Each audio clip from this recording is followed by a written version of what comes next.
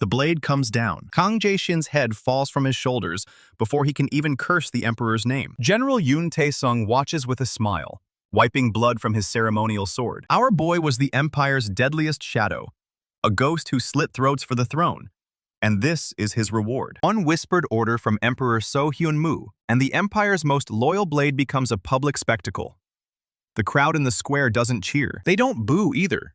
They just stare at the body like it's a broken tool someone tossed in the trash. Blood pools between the cobblestones, steaming in the cold morning air. And then, nothing. Darkness swallows him whole. But death isn't done with Kang Jae-shin yet. He gasps awake on a straw mat in a cramped wooden room, fingers clawing at his own throat. His neck is intact.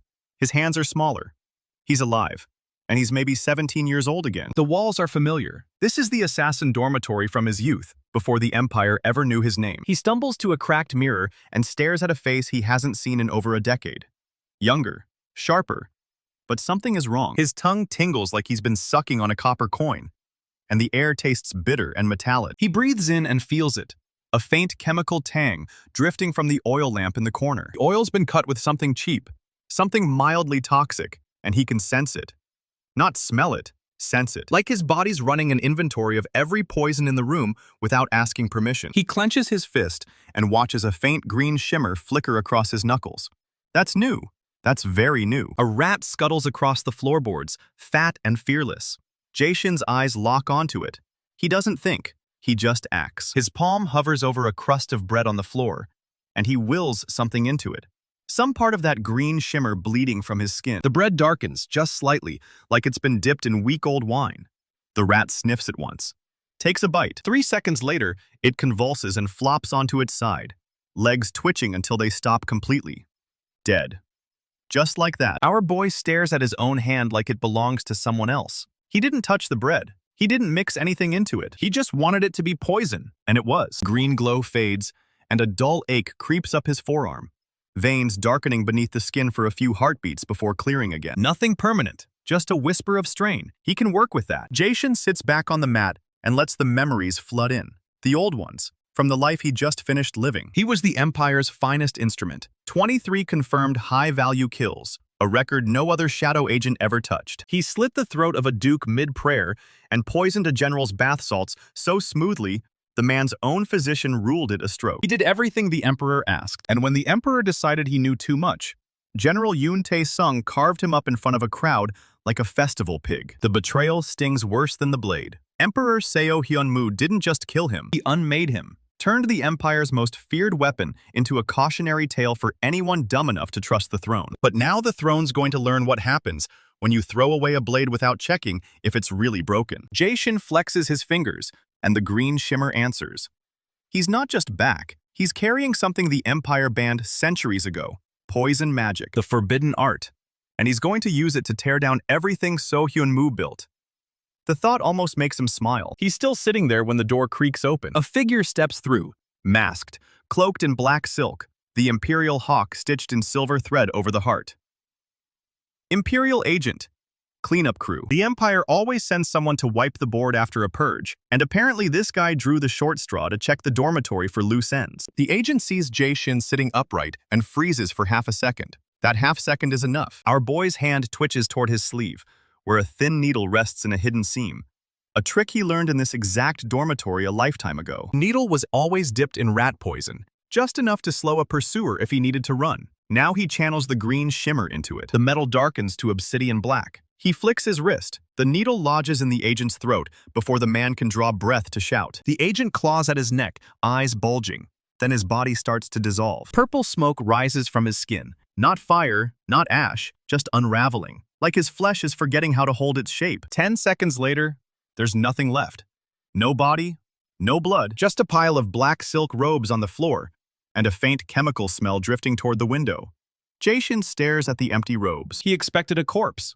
He got evaporation. The ache in his veins pulses harder now, spreading up to his shoulder, and the dark lines under his skin take longer to fade. Still not permanent, still worth it. He kneels and sifts through the robes. The silver hawk embroidery mocks him from the crumpled fabric. This is bigger than he thought. This power doesn't just kill, it erases. The Empire's greatest fear, A weapon that leaves no trace, no witness, no body to bury, is now breathing in one of its own safe houses. Our boy stands up, shaking the ache out of his arm, and looks at the cracked mirror one more time. The face staring back isn't the loyal assassin anymore. It's the man who's going to poison this empire from the roots up, one official at a time. Starting with General Yoon. Starting with everyone who smiled while his head hit the cobblestones. He pulls a spare cloak from a chest in the corner and wraps it tight. The Imperial patrols will notice a missing agent soon. He needs to move. He needs to find a place where poison isn't just forbidden. It's a way of life.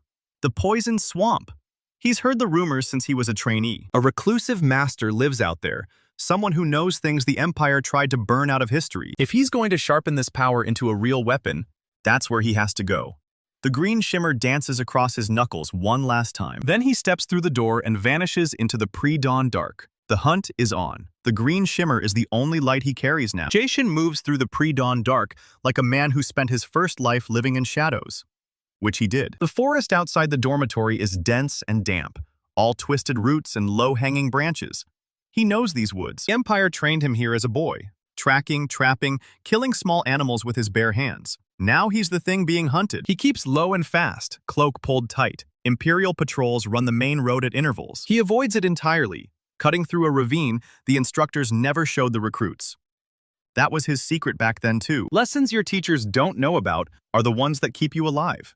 By sunrise, he's already 10 leagues deep into the eastern marshlands. The air changes. It gets thicker, heavier, with a sourness that clings to the back of the throat. Plants he doesn't recognize start appearing. Swollen purple ferns, vines weeping amber sap, mushrooms that pulse faintly in the morning gloom. Nobody comes here voluntarily, which makes it perfect. The poison swamp isn't on any Imperial map. The cartographers refused to survey it, and the military declared it a dead zone decades ago. Officially, it doesn't exist. Unofficially, every assassin in the Empire knows the stories. A master lives out here. Someone who walked away from the Empire's poison research division before it was purged. Someone who survived. Jae-shin finds the first sign of habitation around noon, a thin wisp of smoke rising above the tree line. Campfire. Small one. He circles it from downwind, using the damp air to muffle his footsteps. Through the reeds he spots a ragged camp. Tents made from patched animal hide. A dozen men, maybe more, all armed with rusted swords and the hollow-cheeked look of career bandits. They're cooking something over the fire, something that smells like spoiled meat. Our boy watches them for a long moment, cataloging their movements. Then he spots the cages, 3 of them, wooden bars, bound with rope. Inside each cage, a person, 2 men and a woman, all dressed like merchants, all terrified. The bandits are slavers. Or worse. Jae-shin settles into the mud and waits for nightfall. He doesn't rush. Rush is what gets a man killed. When the sun finally drops and the swamp goes black, he crawls into position near the water barrels at the edge of camp. The bandits are drunk on stolen wine, laughing about some caravan they hit last week. One of them brags about a guard he gutted. Jae-shin's expression doesn't change. He just places his palm against the nearest barrel and lets the green shimmer do its work. The water darkens. Not much, just a faint tint, like old tea. He moves to the second barrel. Then the third. The ache starts in his forearm and creeps upward, the dark veins spidering past his elbow. He breathes through it. An hour later, the first bandit drops. Mid-sentence, mid-laugh, just slumps forward into the fire. The others think he's passed out drunk. Then the second one seizes up, clawing at his throat. Now they panic. Swords come out, shouts fill the camp, and that just makes their hearts pump faster. The poison spreads quicker when you're scared. Within 10 minutes, every bandit in the camp is dead. Not a single blade swung. Not a single alarm raised. Jae-shin walks through the carnage like it's an afternoon stroll. He frees the merchants first. The woman asks who he is. He tells her he's nobody worth remembering and points them toward the main road. They leave without looking back. Then he searches the camp. Food supplies, a few coins, some badly maintained weapons, but also a map. A rough one, drawn on cured hide, showing the deeper swamp. Someone marked a location in charcoal. A hut. The handwriting is old and precise. Jae-shin pockets the map and keeps moving. Swamp gets worse the farther he goes. The ground turns to slurry, sucking at his boots with every step. Fog rolls in thick enough to chew. Strange insects drone in the distance, sounds that don't belong to any creature he learned about in assassin training. He walks for 3 more days. Rations run low. He supplements with marsh roots he knows are safe, but they taste like dirt and regret. On the 4th morning, his body finally protests. The dark veins haven't fully faded since the bandit camp. His shoulder throbs. His vision blurs at the edges. He collapses against a cypress trunk and closes his eyes for what feels like 5 seconds. He opens them.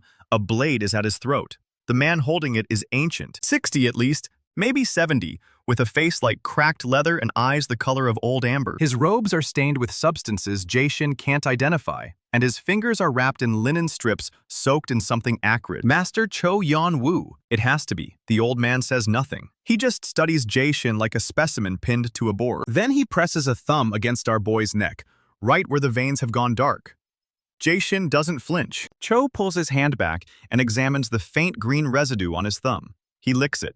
Guess what he says? He says the boy has promise but terrible control. Then he sheathes the blade and walks away. Jae-shin follows. The hut is exactly where the map said it would be. Half sunk into a bog, roof patched with giant leaves, chimney spitting thin purple smoke. Inside, it's a madman's apothecary. Jars of preserved organs line the shelves. Dried herbs hang from the rafters in bundles tied with human hair. A cauldron bubbles over a low fire, filling the room with the smell of burnt sugar and copper. Cho sits on a stool and gestures for Jae-shin to kneel. The old man doesn't ask his name, doesn't ask where he came from, doesn't ask why he's here. He just says he's been waiting for someone who carries the old art, the poison magic, the thing the Empire tried to annihilate. Jae-shin asks if Cho will train him. Cho laughs. It's not a friendly sound. He says training begins immediately, and the first lesson is transmutation. He hands Jae-shin a lump of raw iron ore the size of a fist. His orders? Turn it into poison. Not coat it. Not infuse it. Transform it. Change its fundamental nature so the metal itself becomes lethal. Jae-shin grips the ore and channels the green shimmer. It fights him. Iron doesn't want to be poison. The ore resists, heats up, vibrates in his palm until his skin blisters. He pushes harder. The ache in his veins spikes to real pain now, sharp and hot, like acid threading through his arteries. The dark lines crawl up to his jaw. But the ore changes. It softens. Then it dissolves into a fine gray powder that floats off his palm and drifts to the floor. Cho scoops a pinch of the powder and touches it to a caged frog in the corner. The frog stiffens instantly, dead before it hits the bottom of the cage. Cho nods once. He says the boy learns fast, and that's good, because the Empire won't wait. Training becomes brutal after that. Cho pushes him every day, from dawn until his body gives out. Transmute stone into venom that melts flesh. Draw poison from a living flower without killing it. Shape a cloud of toxic gas into a thin stream that can slip through a keyhole. Each lesson leaves Jae-shin wrecked. His veins stay dark for hours now instead of minutes. The ache never fully leaves. It just dials down to a background throb that hums in his bones while he sleeps. But he's getting stronger, faster, more precise. One afternoon, Cho dumps a basket of swamp flowers on the table. They're pale white with black stamens, and they smell like rotting honey. Cho calls them widow's tears. He says Jae-shin's next task is to create a formula of his own. A personal poison no one else can replicate. Our boy works on it for 6 days. He bruises petals, distills sap, mixes in trace amounts of his own transmuted metals. He tests iterations on small marsh creatures, refining the dose until the effect is exactly what he wants. On the 7th day, he holds up a vial of amber liquid, concentrated neurotoxin. 1 drop paralyzes the nervous system completely. 2 drops stop the heart. No antidote, no trace. Cho examines the vial under a magnifying lens, tilting it toward the light. He's quiet for a long time. Then he sets it down and says, Jae-shin is ready to hear the truth. The Empire has a unit designed specifically to counter poison users. They're called the Immortals. They were created decades ago, back when the Emperor's grandfather purged every poison mage from the continent. Each Immortal undergoes a ritual that renders them immune to every known toxin. They don't eat, they barely sleep. They exist for one purpose: to hunt people like Jae-shin. Cho says there are 40 of them currently active. 40 men and women who cannot be poisoned. Jae-shin asks him how to kill them. Cho doesn't answer right away. He walks to a chest in the corner of the hut and pulls out a scroll sealed with black wax. He says this scroll contains the formula for one poison that can work on them, but it requires ingredients that haven't existed in the Empire for 50 years. Ingredients the Emperor destroyed during the Purge. If Jae-shin wants to bring down the Immortals, he'll need to find another way. Or make one. Jae-shin tucks that information away for later. Right now, he has a more immediate target.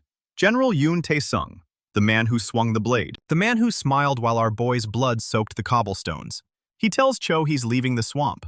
Cho doesn't try to stop him. He just hands him a small wooden box containing the neurotoxin vial, a few transmuted metals, and a list of contacts in the capital who might help. Then he says one last thing before Jae-shin walks out the door. He says the Immortals already know the poison magic has returned. They felt it the moment Jae-shin killed that agent.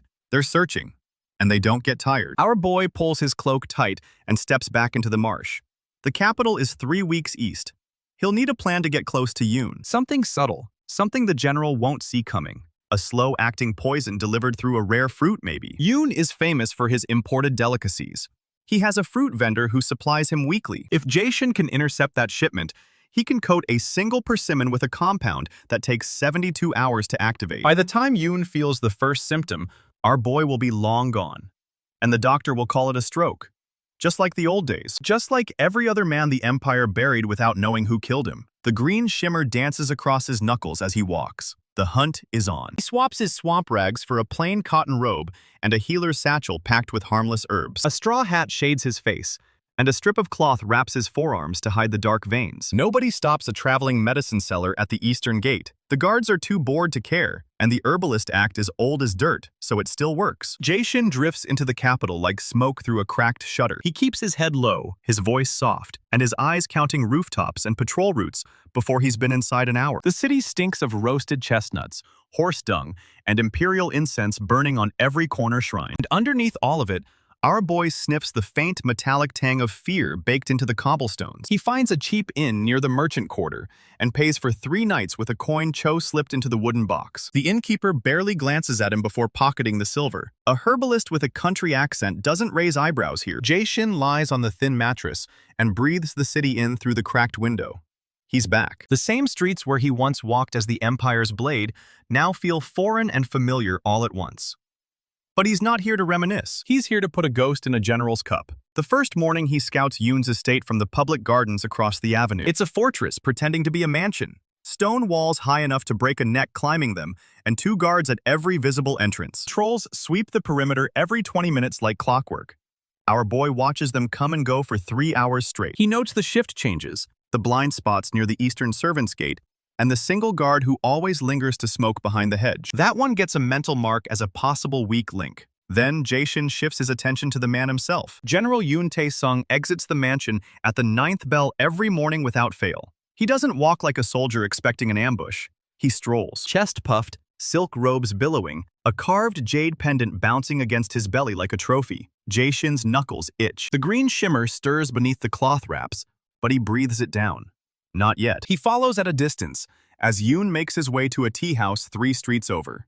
It's a high-end place called the Pavilion of Evening Calm. Only military officers and wealthy merchants get past the door. Yoon stays inside for exactly 2 hours and always orders the same thing, according to the tea house boy Jae-shin bribes with a few copper coins and a friendly smile. A pot of black dragon oolong and a plate of candied persimmon slices. Think that's his favorite fruit? You bet it is. Our boy smiles for the first time since entering the city. The persimmon vendor who supplies Yoon's household stops his cart at the West Market every 3rd day. That's the thread he's been looking for. He maps the route, notes the vendor's face, and begins to sketch a plan in his head. But before he can move on it, someone moves on him. He's walking back through the cloth district when a woman falls into step beside him. She's young, maybe 19, with scarred hands and a face that's seen things no one should see at that age. Her clothes are servant's rags, but her eyes don't belong to any imperial kitchen.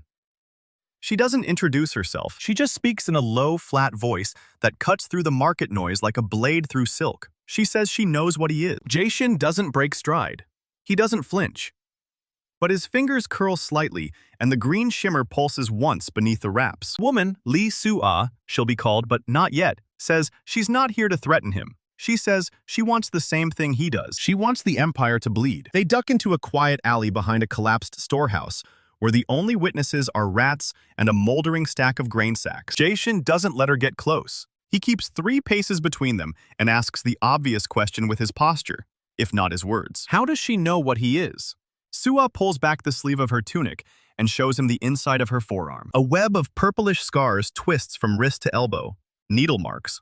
Hundreds of them. She tells him she was a test subject for the Imperial Apothecary, force-fed poisons since she was 12 to build immunity for the Immortals research. She's survived doses that should have killed a horse. Every toxin they could extract from plant, mineral, or beast, they pumped into her veins to see which one stuck. and she remembers every single one. The bitter ones, the sweet ones, the ones that made her bones feel like glass. She survived because her body adapted. 37 other kids in her cohort didn't. She watched them die on cots next to hers. Jae-shin listens. He can taste the truth in her story, or at least enough of it to stay interested. But he's not stupid. He's been burned by trust before, in ways that ended with a blade in his neck.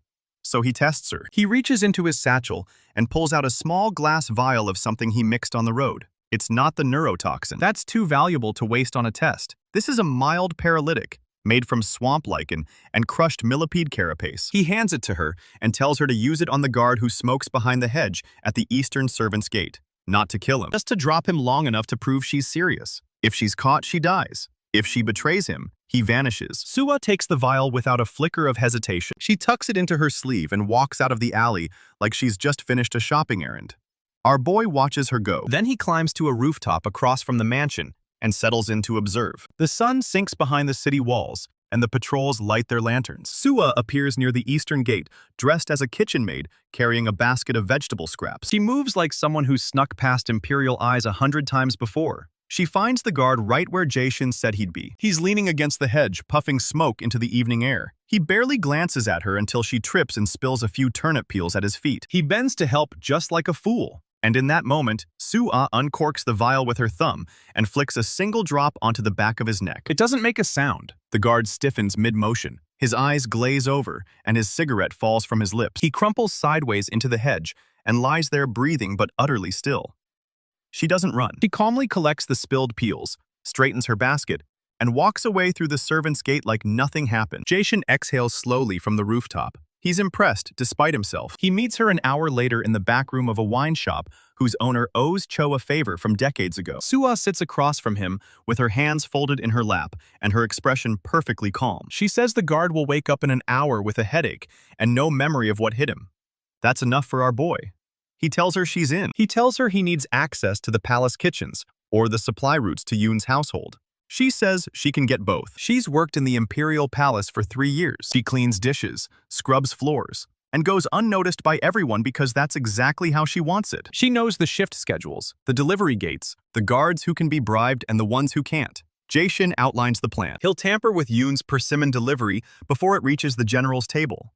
A slow-acting compound that takes 3 days to activate. By the time the poison hits, the trail will be cold, and the Empire will call it a stroke. Soo-ah nods. She asks when they start. He tells her tomorrow. That night, Jae-shin lies awake in his inn-room with his hand resting over the wooden box. Something about Soo-ah nags at him, but he can't put a finger on it.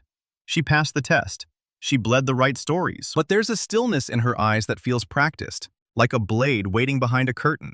He shoves the thought aside. Trust is a luxury he can't afford right now, but he needs an ally inside those walls. Without her, the plan grinds to a crawl. He'll keep her close and watch for cracks. And that's when the cracks appear. Not in her story, not yet, but in the world around her. Late that same night, Soo-ah slips out of the servants' dormitory and crosses the palace grounds to a storage shed near the eastern granary. She enters without knocking. A man in plain gray robes is waiting for her in the dark. He doesn't ask how the meeting went. He doesn't need to. He already knows everything because Soo-ah has been reporting to him for weeks. Her real job isn't scrubbing floors. It's sniffing out threats for the Imperial Intelligence Network before they reach the Emperor's doorstep. She was planted in the poison immunity program years ago as a double layer of security. A girl who could survive a dose of nightshade and still smile at her handler the next morning. The gray man listens as she describes the new contact. A young herbalist with wrapped forearms and eyes that don't blink. She tells him he's after General Yoon. She tells him he has a skill she's never seen before. She tells him he's dangerous. The handler strokes his chin and says to let him proceed. Let him get close. The Immortals will be waiting at the delivery point.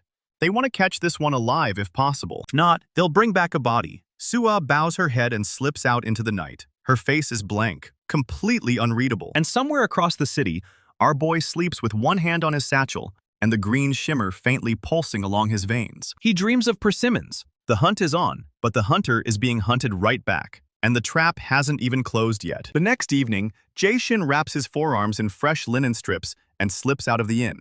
Soo-ah's intel is good. The wine merchant's warehouse sits on a narrow canal on the west side of the capital. He arrives just as the last clerks are locking the front gate. Our boy doesn't bother with the front. He circles around to the canal side, where a small loading dock juts out over the black water. A single guard sits on a crate, smoking a long clay pipe. The guy looks bored out of his skull. Jae-shin doesn't waste time with subtlety. He presses 2 fingers to the damp stone of the warehouse wall and wills a thin vapor to seep through the mortar. The vapor curls around the guard's ankles and rises to his face in less than 3 heartbeats. The pipe clatters to the dock. Guard slumps forward and starts snoring like a boar. Jae-shin steps over him and slips a thin blade between the warehouse door and its frame. The lock clicks open, and he's inside. The warehouse smells of oak barrels and old fermentation. Stacks of imported bottles line the walls in wooden racks labeled by province and vintage. General Yoon's preferred bottle is a rare red from the southern vineyards. It costs more than a soldier makes in a year. Jae-shin finds the correct rack near the back wall. 5 bottles remain. He pulls the stopper on each one just enough to break the wax seal. Then he presses his thumb to the mouth of each bottle and lets a single drop of amber liquid fall into the wine. The neurotoxin dissolves instantly. No color change, no odor, no trace. He reseals the bottles with fresh wax from a kit in his satchel. The wax hardens in seconds and looks identical to the original. Anyone who drinks from these bottles will feel fine for 3 days, and their heart will simply stop mid-beat. The physician will call it a stroke. The Empire will mourn their general, and Jae-shin will be miles away before the body hits the floor. He slips out the same way he came. The guard is still snoring. Nobody saw a thing. 2 days later, the capital buzzes with news of a grand banquet at General Yoon's estate. The general is celebrating his recent promotion to Supreme Commander of the Imperial Armies.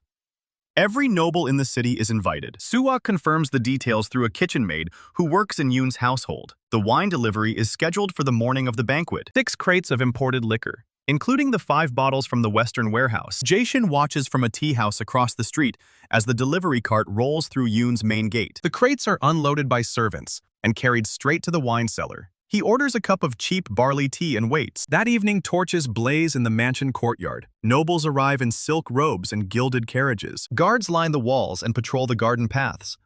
The banquet hall glows with lantern light.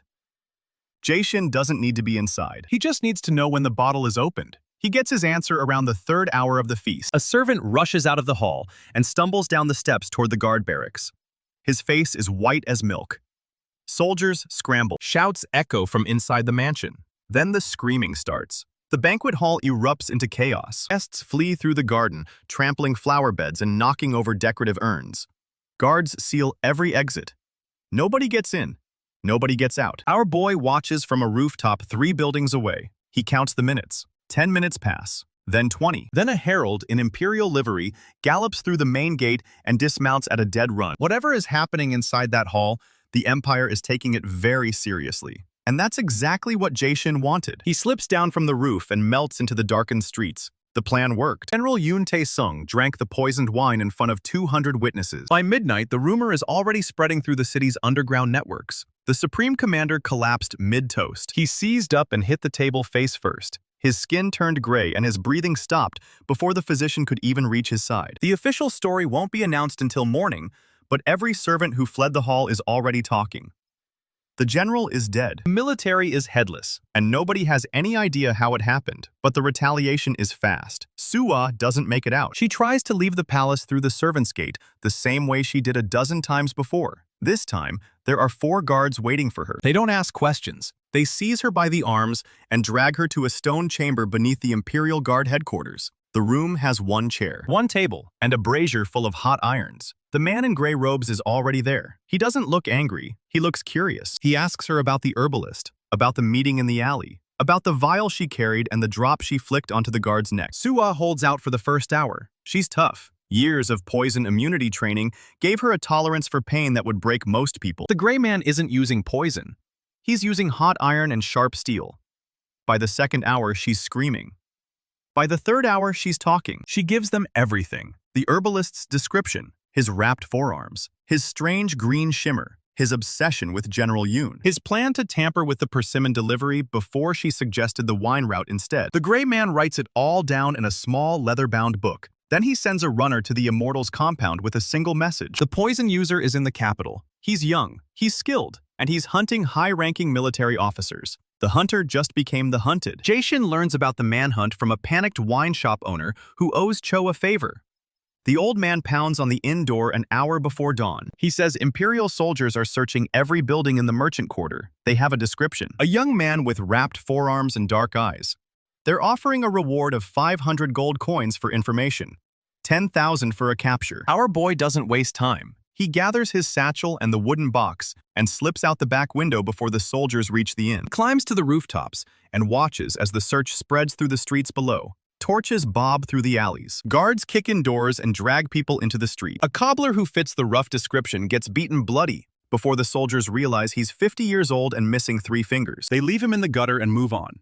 Jae-shin moves east across the rooftops toward the canal district. The sewers are his only way out of the city. He knows the main drainage tunnel empties into the river, half a mile outside the eastern wall. If he can reach it before sunrise, he might slip the net.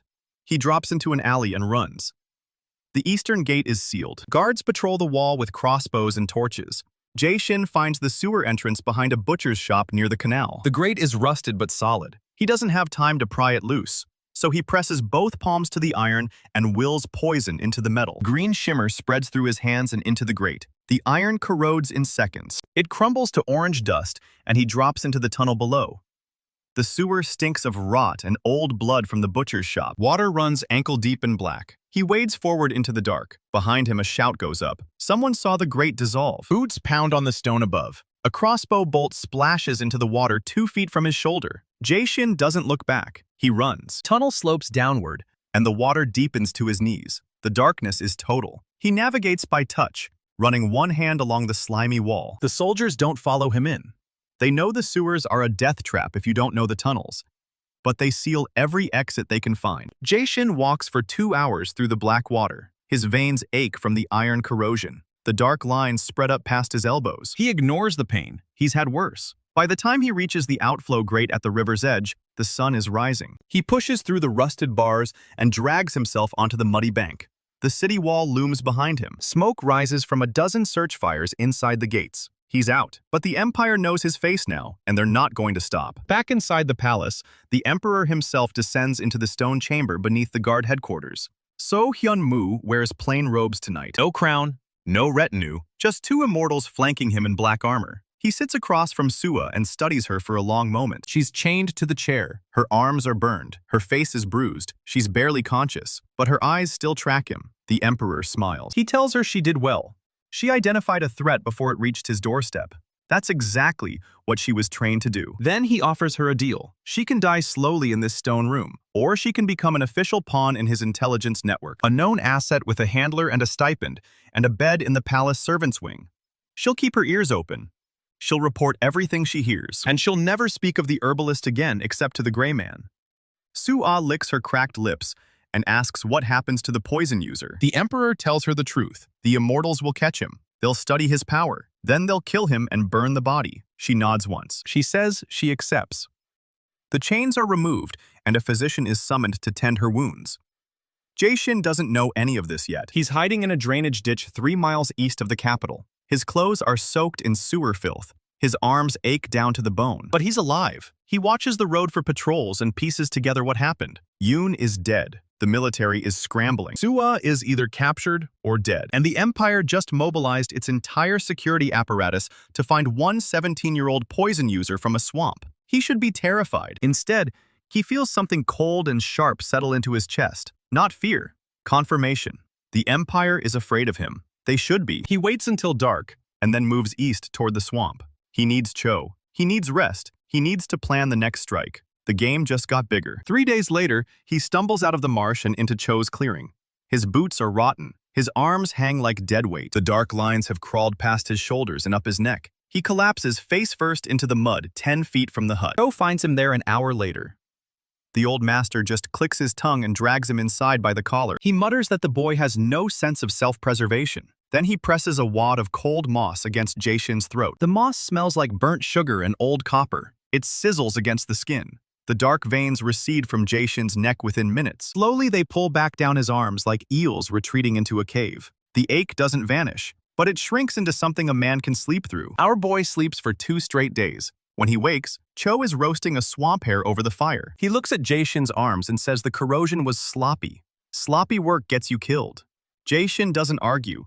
He just asks for more training. Cho snorts and tosses him a clay bowl of bitter broth. Then he tells him he's ready for something new. Next morning, Cho leads him to a pit behind the hut. The pit is filled with black mud that bubbles without heat. Cho crouches at the edge and dips his fingers into the sludge. He closes his eyes and whispers something under his breath. The mud begins to twitch. It gathers itself into a mound the size of a dog. Then it stands up on two lumpy legs. A poison golem. The thing is made of toxic silt and swamp gas and pure will. Its body drips venom that kills the grass where it walks. Cho gestures and the golem lurches forward. It slams a fist into a dead log. The log dissolves into smoking splinters in 3 heartbeats. Cho says the golem is a guardian. It obeys only the one who shaped it. Jae-shin stares at the thing like a kid watching fireworks. He's never seen poison used this way. It's alive. Not just a weapon, but a creature. He asks how long it took Cho to learn that. Cho says 40 years. Then he grins and says Jae-shin will learn it faster. Because the boy is desperate.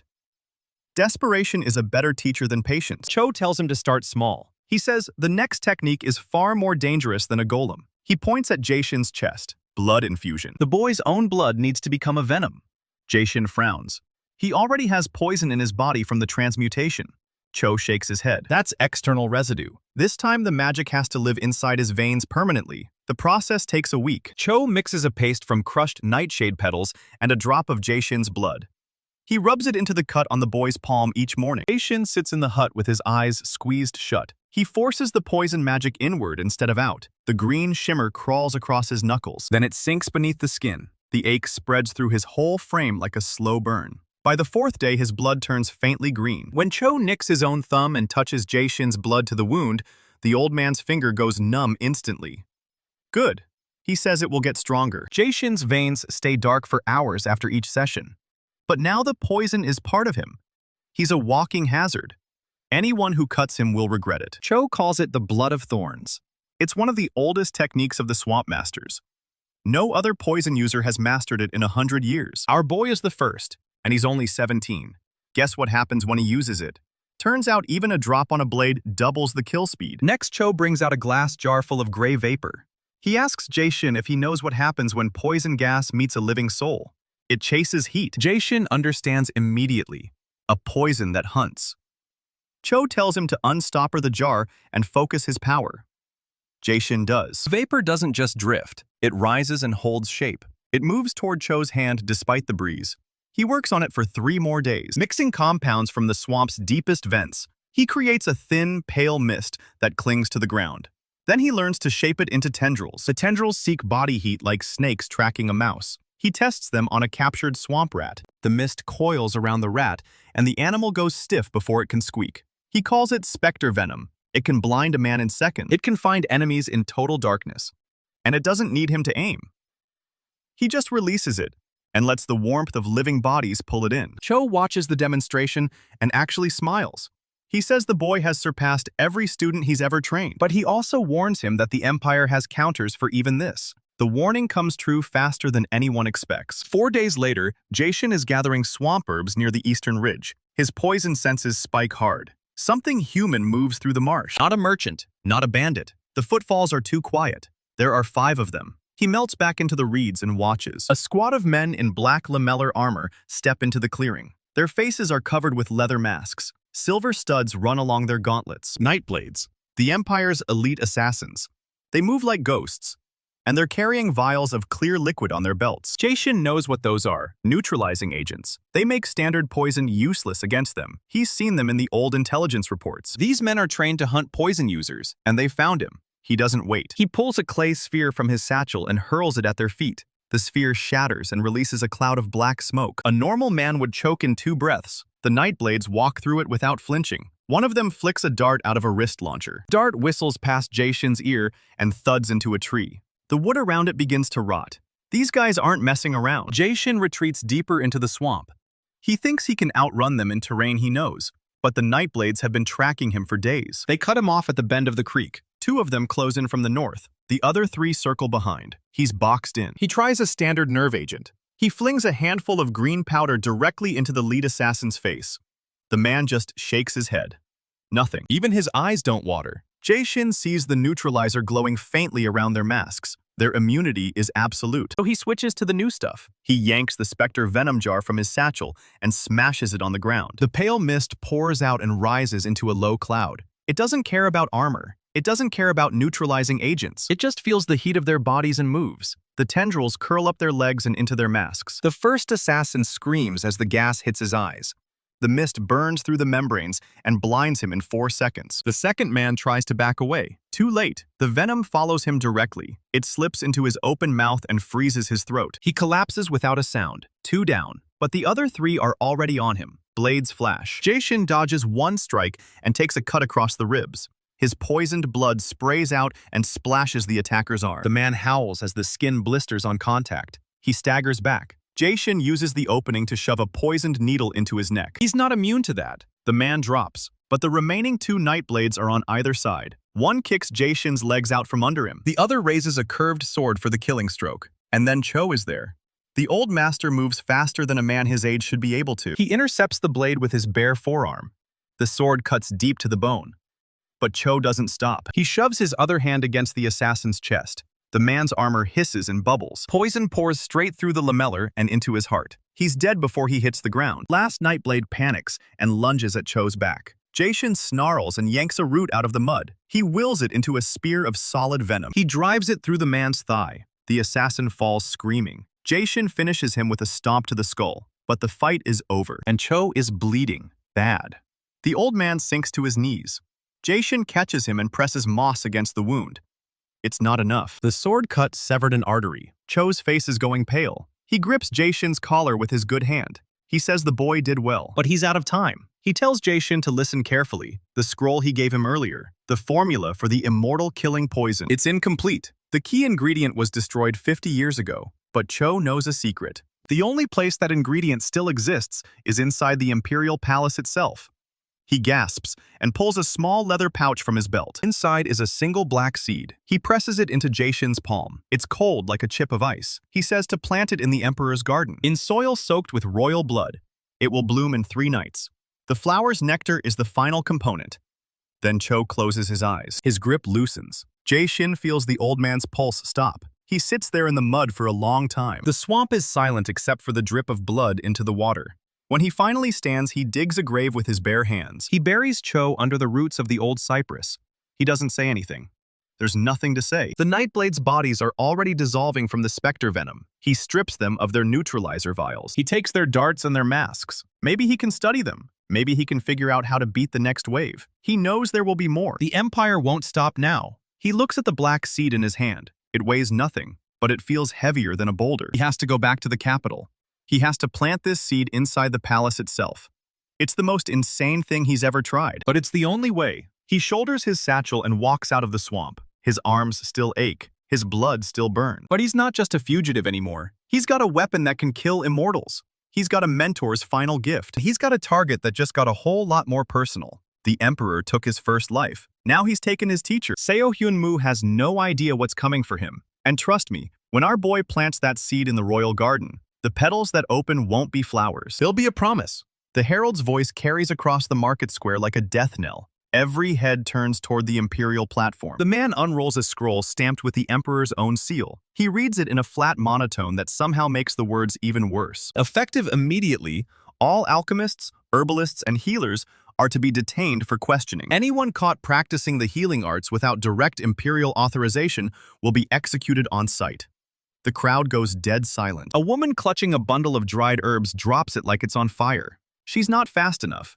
2 soldiers grab her before she can take 3 steps. The herald isn't finished. Citizens are ordered to report any neighbor who keeps medicinal supplies. Rewards offered for information leading to arrests. Amnesty granted to those who confess their own unlicensed practice before the week is out. Nobody believes that last part. Everyone knows what questioning means in this empire. It means a stone chamber with a brazier full of hot irons. It means your family never sees you again. The herald rolls up the scroll and nails it to the post. The square erupts into panicked whispers. Some people run. Most just stand frozen, doing the math on how many herbs are sitting in their kitchen right now. Our boy watches from the shadow of an awning 2 streets over. He's still wearing the herbalist disguise from his last trip into the capital, the same one that got Soo-ah tortured. the same one that's now on wanted posters in every guard post. He's ditched the wide-brimmed hat and traded the tan robes for a merchant's gray tunic. But the face underneath is the same face the Empire is hunting. He pulls his hood lower. The announcement keeps playing in his head like a splinter he can't dig out. He did this. He killed General Yoon with poison. Now the Emperor is purging everyone who even looks like they might know how to mix a tincture. Collateral damage. Cho warned him about this. He hears the old man's voice clearly. You strike the Empire strikes everyone around you. He never said it would feel like this. Jae-shin's jaw tightens. He turns away from the square and walks. He doesn't have time for guilt. The first executions happened 3 days later. 23 people lined up in the main square. Old men who set bones for a living. Midwives who delivered babies with herbal compresses. A 13-year-old apprentice whose only crime was carrying his master's bag. The Empire doesn't care about degrees of guilt. They care about sending a message. Jae-shin watches from a rooftop across the river. He has a clear view of the platform. He makes himself look. Every face, every name called out by the magistrate, every neck that snaps when the blade falls. He needs to remember. He needs to carry this weight so he doesn't forget what this empire really is. A grandmother clutches her grandson's hand in the crowd. She's too far away for Jae-shin to hear her, but he can see her mouth form the words. No, no, no. The boy is maybe 8. He watches his father drop. The crowd doesn't cheer. They don't dare boo either. They just stand there in that horrible silence that means everyone is too scared to move. The last execution is a young woman with herbs still stained on her fingers. She looks up at the sky. She doesn't cry. She just closes her eyes. Jae-shin's hands are white-knuckled on the roof tiles. His veins ache with the urge to do something. To drop down and coat the executioner's blade with every poison in his satchel. But that's exactly what the Emperor wants. Show himself now and he's dead in 5 minutes. The Immortals are probably already in the crowd, waiting, watching for anyone who reacts too strongly. So he stays still. He watches every single one of them die. And when the square empties out, he stays on that roof for another hour, just breathing, just letting the rage cool from a fire into a blade. He doesn't sleep that night. Instead, he finds an abandoned warehouse in the Canal District and spreads his supplies on the floor. The black seed is cold in his palm. He still needs to plant it in the Emperor's garden. That's the long game. That's how he kills the Immortals. But right now, he needs to hurt the Empire in a way that doesn't make innocent people pay the price. He needs a target that bleeds gold, not blood. And that's when it clicks. The Imperial Treasury. The Empire's entire economy runs through one building in the administrative quarter. Every tax collected, every soldier's salary, every bribe the Emperor pays to keep his nobles loyal, all of it sits in a vault guarded by wards and 50 soldiers. Jae-shin has never broken into a treasury before, but he's got something the treasury guards have never seen. Poison that eats through stone. He starts sketching a plan on the warehouse floor with a piece of chalk. The next 4 days are all preparation. Jae-shin cases the administrative quarter from every angle. He learns the guard rotations by heart. Midnight shift is the sloppiest. Captain drinks rice wine in the guardhouse, and the sentries play dice instead of watching their corners. He maps the sewer tunnels that run under the treasury foundations. One of them passes directly beneath the vault floor, close enough that he can smell the metal through the stone, close enough to work with. He needs a new tool for this job, something he's never tried before. He retreats to a cellar 3 streets away and sets up a small workspace. An iron pot, a clay lamp, a few jars of swamp water he hauled back from Cho's territory. He mixes corrosive reagents for 2 days straight. Every batch eats through a test stone in under a minute. Too fast. He needs a slow burn, something that releases over hours, not seconds. On the 3rd day, he cracks it. A pale green vapor that sinks into mortar like water into sand. It doesn't dissolve the stone right away. It weakens it, turns solid rock into something soft enough to push through with one hand. He bottles 6 vials of the stuff. His veins are dark from fingertip to shoulder now. The ache is constant. He doesn't care. Night of the break-in. No moon. Thin clouds smothering the stars. Jae-shin drops into the sewer 2 blocks from the treasury. The tunnel stinks of rot and old iron. He moves fast, counting the drainage grates overhead. 3rd grate. That's the one directly under the treasury vault. He sets his lamp on a dry ledge and pulls the first vial. He presses both palms to the ceiling. The green vapor seeps upward. The stone darkens where it touches. For 20 minutes, he feeds more vapor into the mortar. The rock softens, crumbles at the edges. He pushes. His hands sink into the ceiling like it's wet clay. He pulls himself up through a hole barely wider than his shoulders, and then he's inside. The treasury is quiet. The vault door is on the far wall, locked and warded. But Jae-shin didn't come through the door. He's already past the defenses. He stands in the middle of a room stacked with wooden crates and iron chests. Gold bars gleam in the lamplight. Silver coins spill out of sacks taller than he is. enough wealth to fund a dozen rebellions. He's not here to steal it. Too heavy. Too traceable. He's here to ruin it. He pulls a glass jar from his satchel. Thick, amber liquid sloshes inside. Not the neurotoxin, something new. A corrosive catalyst he developed in the cellar that bonds to metal and activates on contact with air. Time-released destruction. He drips the amber liquid onto the nearest stack of gold bars. The metal hisses. A faint white crust spreads across the surface. By morning, it will look like normal tarnish. In a week, the bars will crumble to dust at the lightest touch. He moves through the treasury for an hour. Every crate, every chest, every sack of coins, he coats them all. The Empire's entire liquid wealth, turning to slag in slow motion. He leaves the same way he came, through the hole in the floor. He even patches the stone behind him with a quick-setting paste. No sign he was ever there. The Emperor doesn't notice immediately. Gold doesn't scream when it dies. But 3 days later, a paymaster opens a chest to distribute the garrison's monthly wages and finds nothing but orange powder. He panics. He opens another chest. Same thing. He sends a runner to the palace. By noon, the treasury is crawling with Imperial inspectors. They open every container in the vault, every single one. The report reaches So-hyun-moo's desk by sunset. The Emperor sits in silence for a full minute. Then he picks up his inkstone and hurls it through a silk screen. The servants outside the door flinch. Nobody dares enter. Inside the throne room, the Emperor's face is a mask of cold fury. He knows who did this. He knows exactly who. Same poison user who killed his general. The same ghost who slipped through his manhunt. He calls for Hwang Ki-ho. The commander of the Nightblades arrives within the hour. The Emperor's orders are simple. Triple the guard on every government building. Arrest anyone who bought large quantities of alchemical supplies in the last month. And find the poison user. Find him now. Jae-shin hears about the Emperor's reaction from a wine shop owner 3 days later. The man is laughing about it. The whole city is laughing about it. Broke and furious. That's the word on the street. Jae-shin doesn't laugh. He's already planning his next move. The Treasury strike bought him time. The Empire is scrambling to secure its assets. Every soldier pulled off the manhunt to guard bank vaults is a soldier not hunting him. But time isn't infinite. He still has the Black Sea. He still needs to get inside the palace. And the Emperor just got a whole lot more paranoid. Guards are doubled on every gate. The sewers are being sealed off section by section. His window is closing. He needs to act. But first, he needs the Emperor to know this isn't random. This isn't some thief who got lucky. This is personal. He sits down at a borrowed desk in his warehouse hideout. He pulls out a scrap of parchment. He dips a brush in ink. He writes 3 words. He doesn't sign it. He doesn't need to. The handwriting is the same as the reports Cho made him practice 100 times in the swamp. Deliberate. Perfect. The script of a man who was trained by the Empire's own assassin school. He folds the note and slips it into his sleeve. The next morning, a servant finds it pinned to the treasury door with a single silver needle. Note reads, "This is only the beginning." The servant runs for the guards. Within an hour, the note is on the Emperor's desk. So-hyun-moo stares at those 3 words for a long time. His hands are steady. His face betrays nothing. But the temperature in the room drops 10 degrees. He doesn't shout. He doesn't break anything. He just folds the note carefully and tucks it into his sleeve. Then he summons the Immortals. All 40 of them. He tells them to stop hunting. He tells them to start waiting. The poison user just declared war. And wars are won by the side that knows where the enemy is going to strike next. The Emperor looks out the window toward his private garden. He knows exactly what bait to use. Jae-shin watches the Immortals assemble from a rooftop 3 blocks away. He can't hear the Emperor's words, but he sees the pattern shift. The hunters aren't hunting anymore. They're guarding.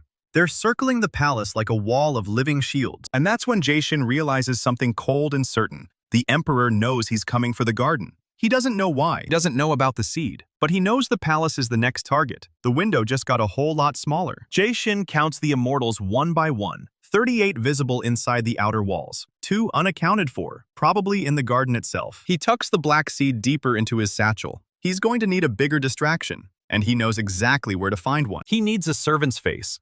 Jae-shin picks a courier runner. Young. Unremarkable. Same height. He catches the man alone behind the wine warehouse. 2 fingers to the neck. The body dissolves into purple smoke before the man can blink. Now our boy's got a courier uniform, a bronze badge, and a delivery manifest headed straight into the palace. He tucks the black seed into his boot, wraps his forearms tight with fresh linen, and walks through the eastern servants' gate like he belongs there. Nobody looks twice at another runner hauling sealed wine jars toward the banquet hall. The servants' route cuts through the kitchen corridor and up the back stairwell. Jae-shin keeps his head down. He's been through this palace before. Different life, different body, same hallways. He counts Immortals as he walks. 2 at the kitchen entrance, 4 on the stairwell, 6 on the upper balcony. They're not hunting, they're waiting. Every single one of them faces inward toward the Imperial Garden. The Emperor really did turn his palace into a fortress. The banquet hall is chaos wrapped in silk. Ministers and nobles packed shoulder to shoulder. Lanterns sway overhead on gold chains. Servants weave through the crowd, balancing trays of roast duck and plum wine. At the head table, under a canopy of embroidered dragons, sits Emperor Soo-ah. He's older than Jae-shin remembers. The gray in his beard is new, the tight lines around his mouth. But the eyes are the same, cold, calculating, watching everything. Jae-shin grabs a wine tray from a passing servant and angles toward the Emperor's table. He keeps his breathing steady. His heart rate doesn't spike. He's done this 100 times. 3 steps from the Emperor, 2 steps. He's close enough to smell the sandalwood incense burning on the table. Seo-hyun-moo doesn't look at him. The Emperor is listening to some minister drone on about grain shipments. Jae-shin reaches for the Emperor's cup. His thumb presses the rim. A single bead of amber liquid slides off his nail into the wine. That's when the cup disintegrates. Not cracks, not shatters. Disintegrates. The porcelain turns to white dust in the Emperor's hand.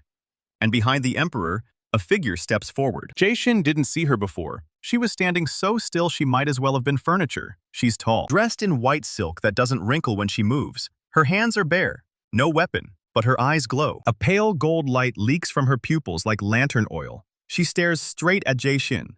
Through him, the purifier. She doesn't speak. She doesn't need to. The Emperor stands. The room goes silent. Every head turns toward Jae-shin. He doesn't hesitate. He hurls the wine tray at the nearest guard and slams both palms against the floor. A thick bank of gray-green vapor explodes outward from his hands, fills the banquet hall in 3 heartbeats. Ministers scream, lanterns crash, bodies hit the floor. The gas isn't lethal. It burns the eyes and throat like crushed glass. It buys him seconds, not minutes. Jae-shin bolts toward the servant's stairwell. 3 guards block the door. He doesn't slow down. He snaps his fingers and a plume of amber mist shoots from his palm. It catches the first guard in the face. He drops without a sound. The second guard lunges with a spear. Jae-shin sidesteps and presses his bare hand to the man's throat. The skin blackens instantly. The third guard turns to run, and Jae-shin puts a dart in the back of his neck. He's through the door and up the stairs. The gas is thinning. He can hear boots pounding behind him. Lots of boots. He kicks open the door to the upper balcony and sprints along the railing. Below him, the banquet hall is a churning mess of overturned tables and panicked nobles. Seo-hyun-moo hasn't moved. He stands in the exact same spot, watching Jae-shin run. The purifier is gone from his side. Jae-shin vaults a railing and lands on a lower roof. The tiles are slick with evening dew. He skids, catches himself, keeps running. He knows this palace. He knows every gutter, every blind corner, every forgotten maintenance hatch. He's halfway to the servants' quarters when a bolt of gold light punches through his left shoulder. It doesn't burn. It unmakes. The flesh where it hits just vanishes. A clean hole the size of a wine cork, straight through the muscle. Blood pours down his arm. Jae-shin stumbles, catches himself on a chimney, and looks back. The purifier stands on the roof behind him. Her arm is still raised. Pale gold smoke curls off her fingertips. Her hood has fallen back. The lantern light hits her face, and Jae-shin's whole world stops. He knows that face. He knows the small scar on her chin from that fall in the training yard when they were 16. He knows the way she tucks her hair behind her left ear because her right ear is slightly lower. He knows the way her jaw tightens when she's trying not to cry because he saw it the night he asked her to run away with him. Night before he was arrested. The night before he died. Yeon Hee-ju, his Hee-ju, the woman he loved. The woman who never came to his execution. Standing on the Emperor's roof, glowing with purification magic. Looking at him like he's a stranger. Her eyes don't flicker. No recognition, no shock, no guilt, just that calm gold stare. She raises her other hand. Jae-shin throws himself off the roof. The bolt misses his spine by a finger's width and disintegrates a chimney behind him. He hits the courtyard gravel hard. His shoulder screams. His veins are black to the wrist from the gas he threw in the hall. He forces himself up and runs. His mind is spinning faster than his legs. She's alive. She's been alive this whole time. She's a purifier. Purifiers are made from prisoners, from traitors, from people the Emperor wants to break and rebuild. What did Seo-hyun-moo do to her? What did he promise her? What did he take? He cuts through the laundry courtyard, past the empty stables, through the gap in the outer wall that the gardeners use when they don't want to walk around. The gap is still there. Imperial security never did fix the small things. He squeezes through and drops onto the street outside. The canal district. He knows these alleys. He limps through them as fast as his body allows. The hole in his shoulder has stopped bleeding, but it hasn't stopped hurting. He makes it to his warehouse hideout an hour past midnight. His hands are shaking. Not from the wound, from her face. He leans against a crate and stares at the ceiling. All those years in the swamp. All those years believing she was dead. Believing she'd been executed the same week he was. He mourned her. He poured sake on a river for her spirit, carved her name into a cypress tree, and watched it grow for 10 years. She was never dead. She was in the palace, being turned into a weapon. And she's been loyal to the Emperor this whole time. Loyal. The word catches in his brain like a thorn. Purifiers only keep their power while they're loyal. Cho told him that. The phoenix flower bonds to the heart. If the heart wavers, the bond breaks. If the bond breaks, the purifier dies. She attacked him. She tried to kill him. Without hesitation, without a flicker. That's not a mask. That's not a woman pretending. That's real loyalty, real belief, real devotion to the man who had her lover executed. Jae-shin presses his palm against the hole in his shoulder. He focuses his poison magic inward. A thin, green shimmer crawls across the wound. It burns like acid as it sterilizes the torn flesh. He grits his teeth and lets it work. When it's done, he wraps the shoulder in linen and lies back. The ceiling is still the ceiling. Nothing has changed, and everything has changed.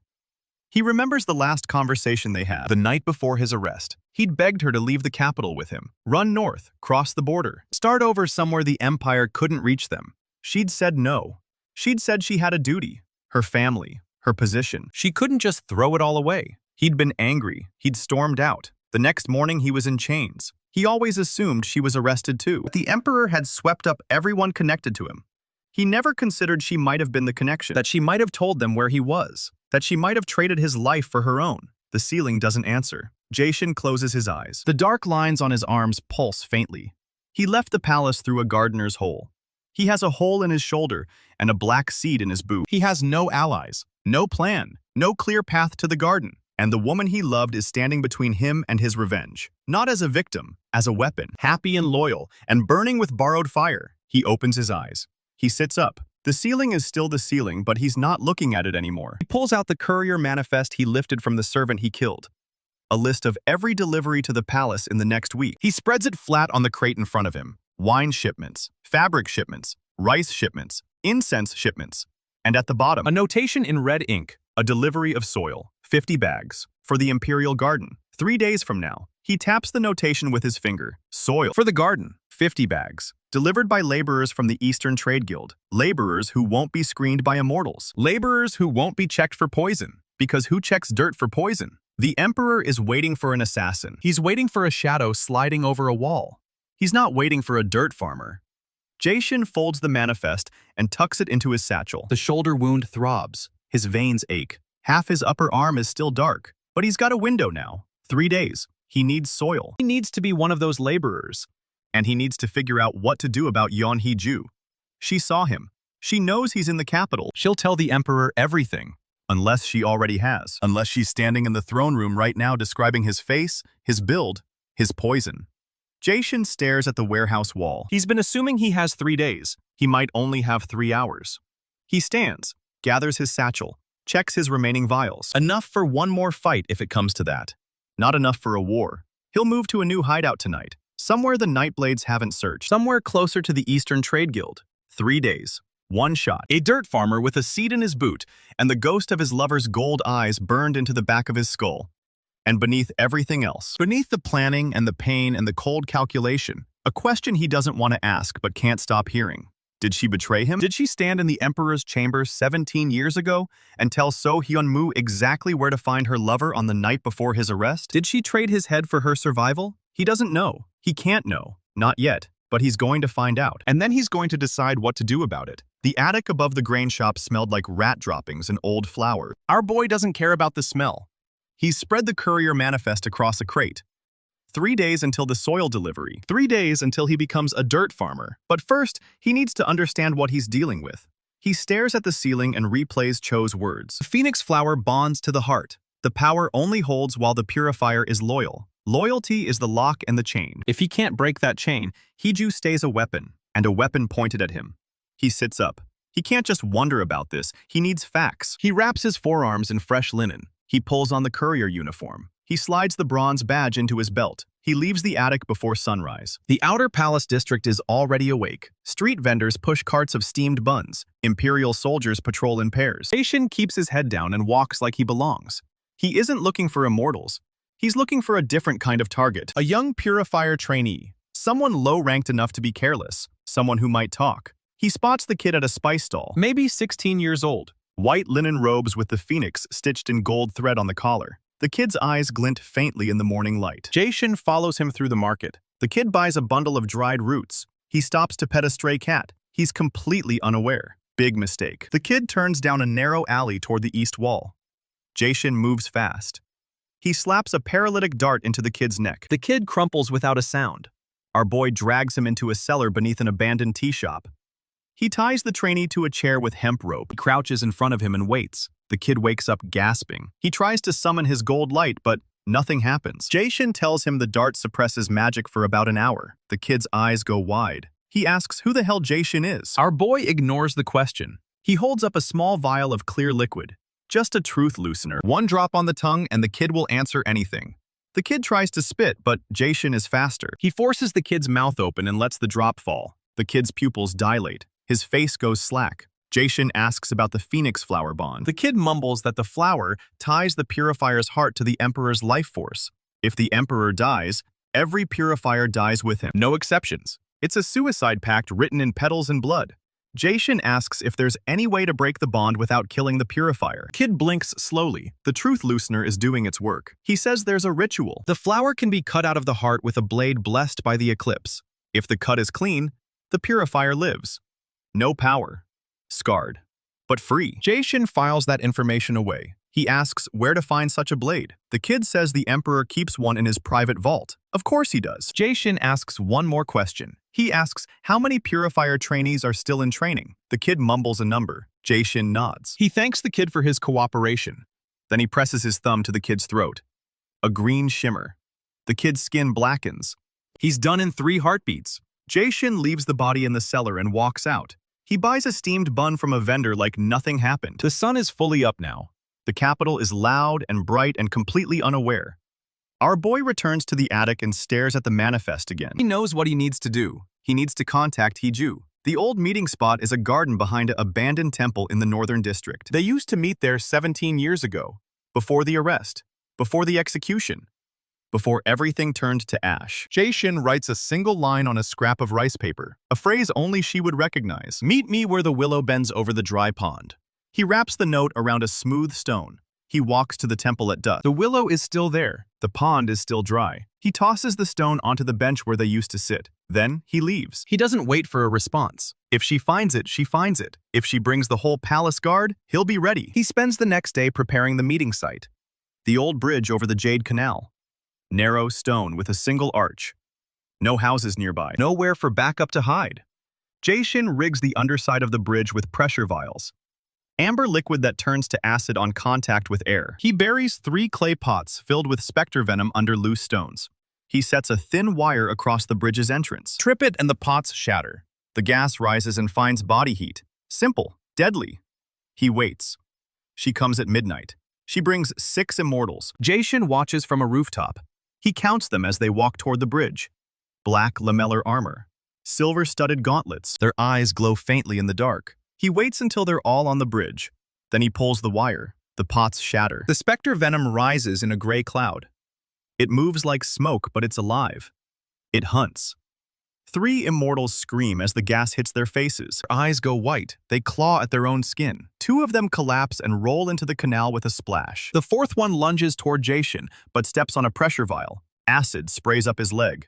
He drops with a howl. The 5th and 6th immortals draw swords and charge. Jae-shin steps off the rooftop and lands on the bridge. He throws a dart into the 5th one's neck. The 6th one swings a blade at his head.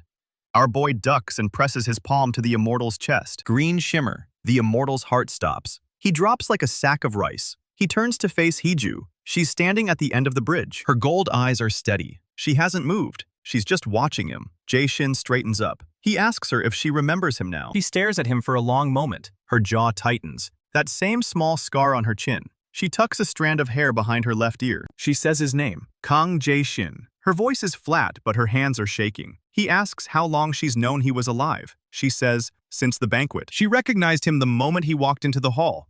She just couldn't react. The flower wouldn't let her. Our boy takes a step closer. He asks if she told the Emperor. She shakes her head. She says she kept it buried. The flower almost killed her for hiding it, but she couldn't betray him again, not after what she did the first time. He asks the question that's been burning in his skull. Did she give him up 17 years ago? She closes her eyes. She says yes. He feels something cold slide through his chest. He asks why. She opens her eyes. The gold is wet with tears. She tells him the Emperor took her family, her mother, her 2 younger brothers. He said he'd cut their throats if she didn't give up Jae-shin's location. She chose her family. She told the palace guards where to find him. The next morning, he was in chains. Her family was executed a month later anyway. The Emperor never planned to keep his word. Jae-shin doesn't move. He asks if she's been a purifier this whole time. She says yes. The Emperor forced the flower into her heart the same week her family died. He became his weapon, loyal because the flower demanded it, not because she wanted it. Our boy studies her face. He asks if she still wants to be free. She says she's wanted to die for 17 years. The flower won't let her. It forces her to live, forces her to serve, forces her to fight on the wrong side of every battle. Jae-shin tucks his hands into his sleeves. He tells her he can break the bond. He learned the ritual. He needs a blade blessed by the eclipse. She says it's inside the palace. He says he knows. He asks her if she'll help him get inside. She looks at the bodies of the Immortals on the bridge. She asks what he wants in return. He says he wants her to kill the Emperor. She shakes her head. She tells him the flower won't let her raise a hand against him. She'd collapse before she even touched a blade. Jae-shin pulls a small vial from his satchel. Amber liquid, thicker than water. He calls it thinking poison. One sip, and her heart rate slows to nothing. Her body temperature drops. She'll look dead. She'll smell dead. The flower will think she's dead.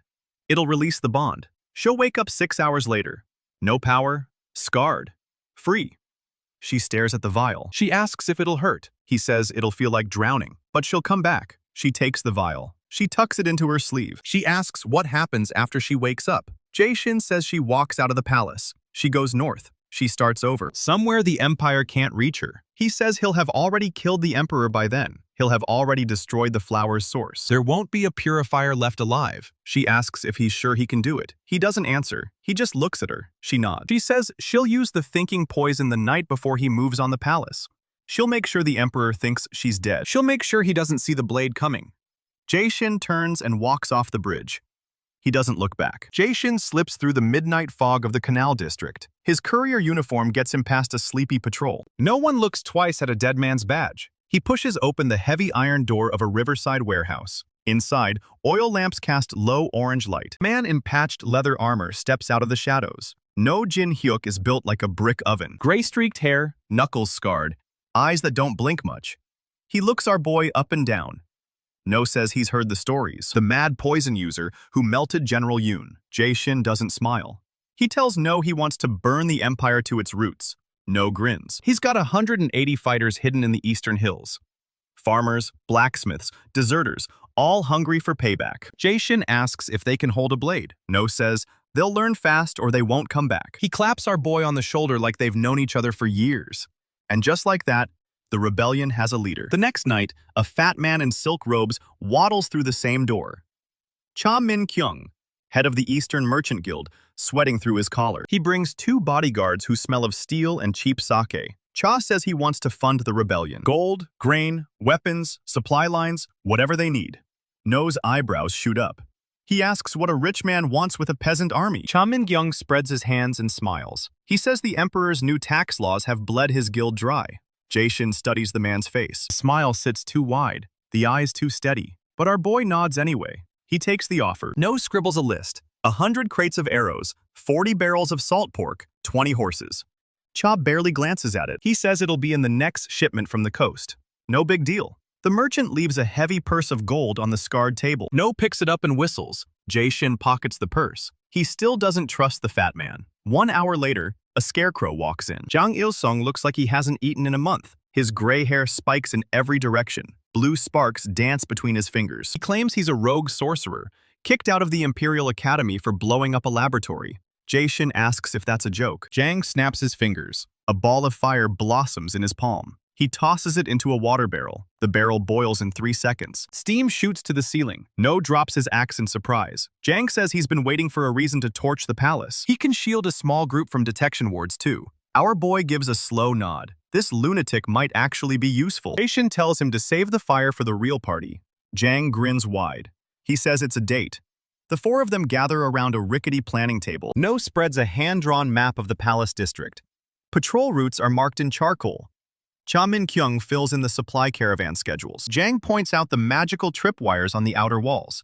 Jae-shin says nothing. He watches. Something is off. Cha knows the patrol rotations down to the minute. Timbers hiss and start to cave. It buys them 10 seconds. But the Empire has numbers. Soldiers pour through a back window. More smash through the sidewall with sledgehammers. Jae-shin's side takes brutal losses. Rebels drop left and right. Blood pools on the warehouse floor. No takes an arrow high in the shoulder. He rips it out and keeps swinging. Jang's barrier flickers. He's sweating rivers. The sorcerer shouts that he can't hold much longer. Our boy knows a lost fight when he sees one. He yells for a retreat. No snatches a horn from his belt and blows 2 short blasts.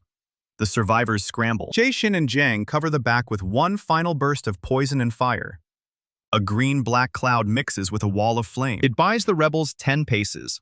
They haul open a hidden sewer grate in the corner. Jae-shin drops in first. Jang follows, still crackling. No is last, dragging 2 wounded men. They slam the iron cover shut behind them.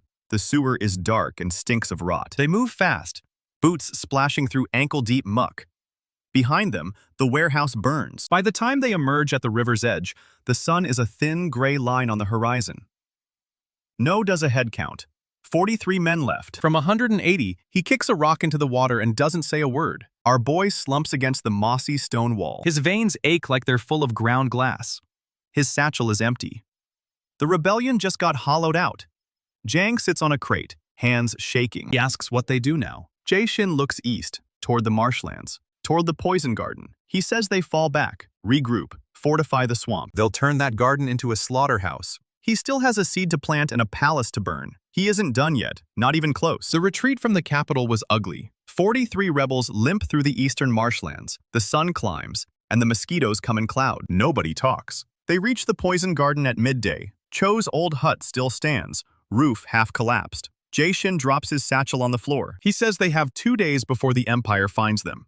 No Jin-hyuk wraps cloth around his shoulder wound. He spits in the mud and asks what the plan is. Our boy doesn't blink. He says they turn this swamp into a death trap. They start the next morning. Jang Il-sung walks the perimeter and starts muttering incantations. He weaves detection wards into the tree line. Anyone who crosses without a rebel charm gets a spike of fire in the chest. His barrier magic may have been weak, but the old sorcerer knows traps. He plants 40 of them in 2 hours.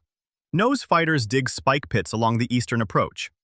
Sharpened bamboo stakes coated in swamp rot. One scratch means fever, then death, then a corpse nobody finds. Jae-shin teaches them how to make caustic vapor jars, clay pots packed with sulfur, crushed nightshade, and a splash of swamp water. Throw one, and the fumes eat through leather. No tries one on a dead tree stump. The wood dissolves into gray sludge. He grins like a wolf. They set tripwires strung with glass beads. A single snapped wire releases a jar of Specter Venom into the path. Jae-shin spends a full day brewing new batches. He strips every usable plant from Cho's garden. Widow's tear, black nettle, corpse moss. His fingers stain purple. His veins ache, but he doesn't stop. By the 3rd day, the garden is a fortress. Then Jang's ward shrieks. The detection barrier flares crimson across the northern tree line. Scouts sprint back, shouting. They say General Huang's army is marching. 2,000 soldiers in black gambeson. Siege engines pulled by oxen. Flame catapults. The Empire isn't playing around anymore. No grabs his axe and asks how long they have. Our boy says maybe 2 hours. He climbs onto the hut's roof and watches. The army moves like a black tide through the marsh. Banners whip in the wind. Siege towers creak on massive wheels. Hwang Ki-ho rides at the front on a gray destrier. His armor glints gold in the afternoon light. He raises a gauntleted fist. The army halts. 300 archers step forward and light their arrows. No shouts for everyone to take cover. The sky turns orange. A rain of fire arrows hits the garden. They punch into the mud, into the thatch roof, into the mossy trees. The swamp hisses. Smoke rolls through the clearing. Jang throws up his blue barrier over the hut. Arrows bounce off it. He holds for 10 seconds, then 12. Sweat pours down his face, but the fire arrows keep coming, and patches of the garden start to burn. Black smoke mixes with the natural swamp mist. Jae-shin waits. The fire line creeps closer. He tells No to take half the fighters to the western flank. If the soldiers break through the tree line, the rebels need to hit them from the side. No nods and disappears into the smoke with 20 men. The rest stay behind the barricades. The first wave of Imperial soldiers charges. 300 men in black with swords drawn. They hit the spike pits. The first row goes down screaming. Bamboo stakes punch through boots and calves. But the wave behind them uses the bodies as bridges. They advance. Jang's fire wards activate. Pillars of flame erupt from the ground. Men burn where they stand. 10 fall, then 20. Still, the wave pushes forward. Jae-shin watches from the rooftop, cold as stone. He waits until the front line reaches the poison tripwires. Then he gives the signal. Rebels cut the anchor ropes. Glass beads shatter. A dozen jars of Specter Venom release at once. The gray cloud rises and comes alive. It flows downhill into the Imperial ranks. It hunts heat. It doesn't care about armor. Soldiers start clawing at their own faces. Their eyes roll white. They drop in piles. Screams fill the swamp. General Huang's voice booms from somewhere behind the smoke. He orders the flame catapults to fire. The first boulder of burning pitch arcs over the tree line. It lands 30 paces from the hut. Mud and fire splatter everywhere. The second one hits closer. The third one hits the garden itself. Cho's old herb beds go up in flames. Jae-shin knows they can't hold the perimeter much longer. He climbs down from the roof, grabs the sealed clay jar from Cho's workbench, and walks to the front line. This one's different. He's been working on it for 3 days straight. A silver-green liquid swirls inside like a living storm. He calls it Pandora's Mist. He pulls the cork and pours it onto the ground. The liquid hisses when it touches air. It spreads instead of sinking. A silver cloud rises, thick as cream, and rolls forward. The mist touches the first soldier.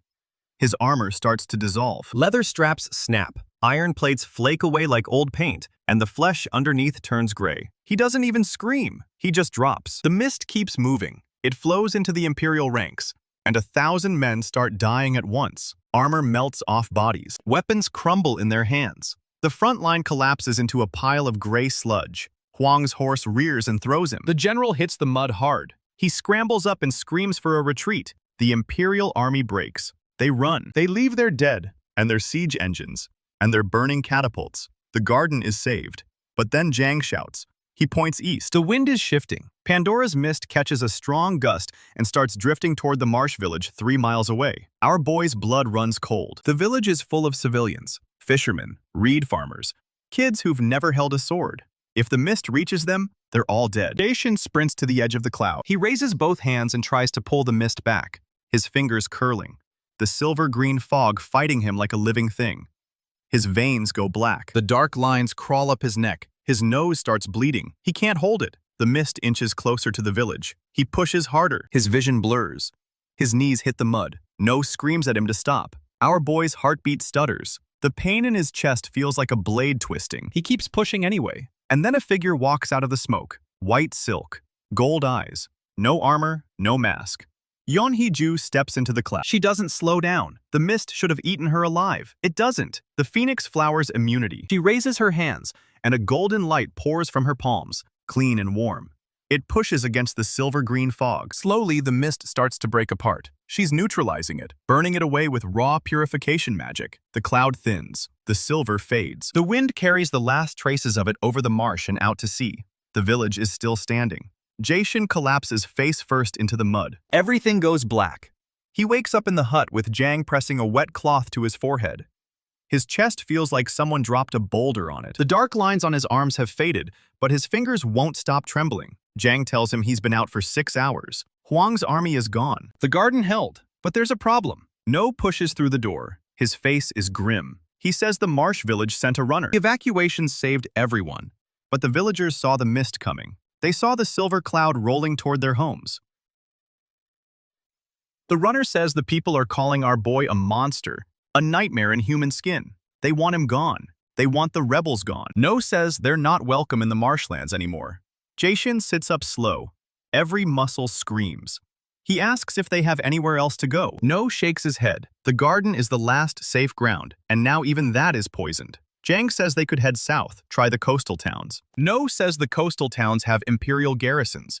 They're trapped. Our boy looks at his hands, still streaked with black veins, the nails dark with dried blood, and a cold thought settles in his gut. He saved the village. He broke an army, and now the people he fought for are more afraid of him than the Empire. The garden outside is a graveyard of melted armor and gray sludge. The Empire won't stop coming. The rebellion has no allies left. Jae-shin pulls himself up. He walks to the door and stares at the smoke still rising from the marsh. He doesn't say a word, but his jaw tightens, and his eyes go hard. He's not done, not even close. 4 hours pass before he can stand without the walls spinning. Jang keeps pressing wet rags to his forehead and muttering prayers.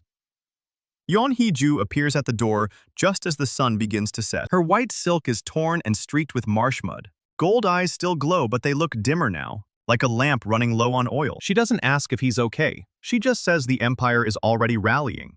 Another general is marching east with 3,000 fresh troops. And the Immortals are coming too. Hee-ju drops a charred scrap of parchment on the table. It's a kill order with Jae-shin's face sketched in charcoal. Under his name, it says the rebellion ends before the next full moon. Our boy picks up the paper and laughs once, a dry bark with no humor in it. He asks her what she knows about the Immortals that he doesn't. Hee-ju leans against the doorframe. She unbuttons the collar of her silk robe. Just below her collarbone, a faint golden scar glows, shaped like a flower stem.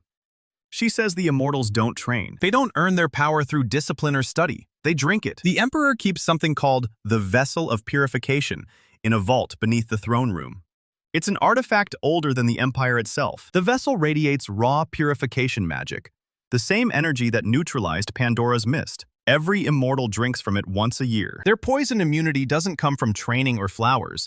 It's a direct conduit to the vessel. Break the vessel, and every immortal becomes mortal again. Jae-shin's hands stop trembling for a second. He stares at the scar on her chest. He asks if her phoenix flower is connected to the same thing. Her bond is personal, tied to the Emperor's heart. Destroying the vessel won't kill her, but it will strip away the army's biggest defense. Hee-ju warns him the vessel sits behind a barrier that only the Emperor can open. She's seen it once, during her initiation. The barrier is keyed to the Emperor's life force. Anyone else who touches it gets disintegrated. Jae-shin asks if he can corrode it with poison. She doesn't know. Nobody has ever tried. He's still too weak to walk straight, but a plan is already forming behind those cold eyes. Jang hears footsteps outside and freezes. 3 scouts burst through the door with news that turns the whole camp to ice. Immortals. They found the garden. At least 40 of them are moving through the swamp right now. No warning from the detection wards. The Immortals' purification aura must be suppressing the magic. Jae-shin grabs a dart from his belt and stumbles outside. No is already shouting orders to form a defensive line. Jang raises a shaky barrier, blue light flickering like a dying candle. The first Immortal steps out of the tree line. White armor, smooth and featureless. Gold veins pulse across its surface like a heartbeat. Behind him, a squad of 12 more emerge from the mist. They don't speak. They don't shout war cries. They just advance. No charges with his axe. He swings hard and cleaves into the first Immortal's shoulder. The armor cracks but doesn't break. The Immortal grabs No by the throat, lifts him off the ground like he weighs nothing.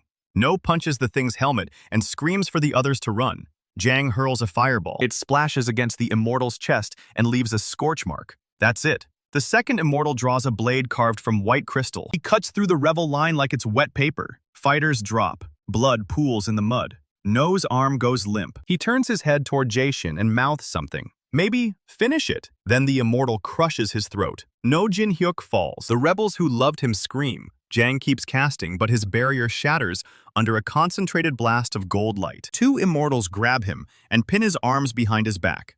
He struggles and gets a gloved fist to the jaw for his trouble. Jae-shin tries to release Specter Venom. He can barely hold it. The gray cloud wobbles out of his palm and dissipates after 5 feet. His veins have nothing left to give. Hee-ju steps in front of him and raises her own golden aura. She shouts at the Immortals to stand down. They ignore her.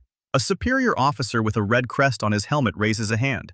The Immortals pause. The officer looks at Hee-ju and says her betrayal has been noted. Then he orders the withdrawal. They drag Jang with them, limp but breathing. They leave No's body where it fell. They don't even bother collecting their dead. The Immortals vanish into the swamp like ghosts. Jae-shin drops to his knees in the mud. Hee-ju grabs his shoulders to keep him upright. He doesn't say a word. He stares at No's body, and something behind his eyes goes completely dark.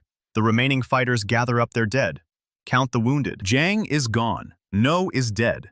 The rebellion has no commander and no mage. Hee-ju pulls Jae-shin back inside the hut and sits him down on the floor. She says it bluntly. He can't fight the Immortals. Nobody can. As long as the vessel exists, they're untouchable. Jae-shin looks at his trembling hands and then up at her. He asks if she knows another way into the palace, some route that doesn't involve fighting 40 super soldiers. Hee-ju chews her lip. She says she knows the old cistern tunnels, the ones that run under the kitchens and the treasury. They haven't been patrolled in decades because the stone is too unstable. Jae-shin tells her to draw a map. She draws it in the dirt with a twig. Main cistern, eastern branch, collapsed arch, sealed door. On the other side of that door is the Vault of Eternity. He asks how thick the stone is. She says about 6 feet of Imperial basalt, harder than anything he's ever tried to eat through. Our boy just nods. He asks how long the thinking poison takes to wear off once she uses it. Hee-ju says 6 hours. He tells her she's using it tonight. She gives him a long look. Then she nods too. He gets to work. There's still a handful of nightshade petals left in Cho's cabinet. Some powdered iron. A bottle of swamp water that's been sitting in moonlight for 2 weeks. Jae-shin mixes them into a paste the color of rust. He calls it Rustbane. He tests it on a stone from the garden wall. The paste hisses and bubbles. In 20 heartbeats, the stone crumbles into gray sand. He makes 3 jars of it. He wraps them in linen and stuffs them into his empty satchel. By midnight, Hee-ju is ready. She drinks the thinking poison in one long swallow. Her gold eyes flicker. She collapses like a puppet with cut strings. Her skin goes cold. The flower scar fades. For the next 6 hours, she's legally dead. Jae-shin hoists her over his shoulder. He takes the last 4 fighters who can still walk and tells them to carry the rest north. No destination. Just keep moving. He'll meet them when it's done. Then he walks into the swamp alone. The capital hasn't changed. More soldiers in the streets. More barricades at every intersection. Jae-shin reaches the old cistern just before dawn. The entrance is a crumbling arch, half hidden by river reeds. He lays Hee-ju's body inside on a dry patch of stone. Then he uncorks the first jar of Rustbane. He smears it on the cistern wall and waits. The stone melts away in sheets, silent and clean. He carves a tunnel, thicker limestone, the salt veins, old brickwork from ancient sewers. The paste eats through all of it. He's sweating bullets by the time he reaches the sealed door. Black lines are creeping up his neck again, but he ignores them. The door is massive iron plate with a lock that hasn't moved in 100 years. Jae-shin applies Rustbane to the hinges and the lock itself. Metal screams faintly as it dissolves. He pushes the door open with one shoulder. Beyond it is a corridor lined with gold tiles and glowing crystals. The Vault of Eternity. No guards. The Emperor doesn't need them down here. The vessel floats in the center of the room. It's a crystal orb the size of a chariot wheel.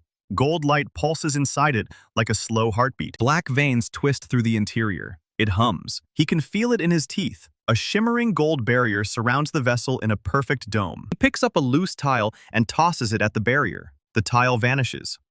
Not burned. Not broken. Erased.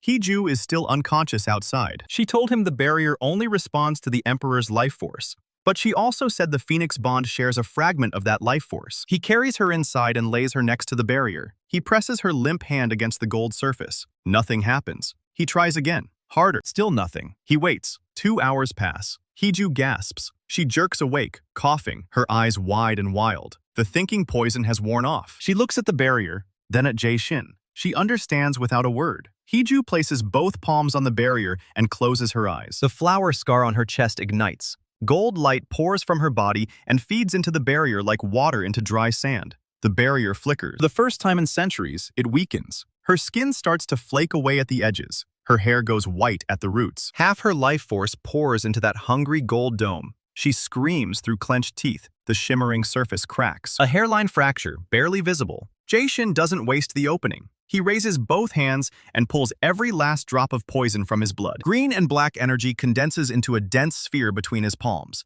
His veins go solid black. His nose gushes blood. His vision tunnels to a single point. He hurls the sphere at the crack. It hits. The vessel shatters. A sound like a dying god echoes through the palace.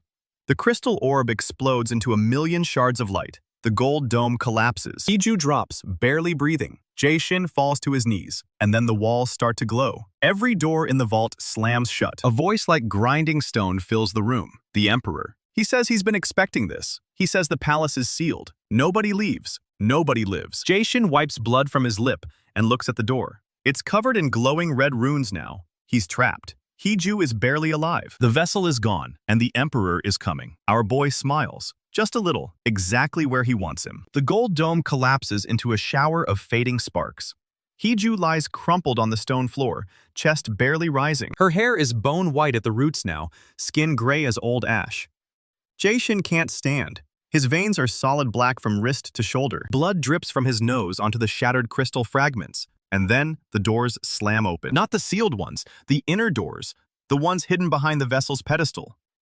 3 immortals step through. They're wearing the usual black silk and featureless masks, but something's wrong with them. Their movements are jerky, almost puppet-like. The vessel was their anchor, and now it's gone. Jae-shin forces himself upright, one hand braced on his knee. He's got nothing left in the tank. No vials, no darts, no jars of rustbane, just his blood. He pulls a shard of crystal from the floor and slices his own palm open. Green light pulses in the wound. The immortals hesitate. Their bond with the phoenix flower is still active, but the vessel that powered it is dust. What's left is a frayed connection, a half-dead tether. Jae-shin can see it now. Faint gold threads flickering in the air between their chests and the empty pedestal. His poison sight has never been this clear before. He wraps his bleeding hand around the nearest thread and squeezes. The green shimmer travels up the thread like lightning up a wet rope. The first immortal drops without a sound. His body hits the stones and doesn't move again. The second one lunges. Jae-shin sidesteps and slaps a bloody handprint onto the man's chest plate. The metal hisses. The immortal claws at his own armor as the poison eats through. He goes down choking on green foam. The third one's smart. He hangs back, circling toward Heeju's limp body. Jae-shin throws the crystal shard.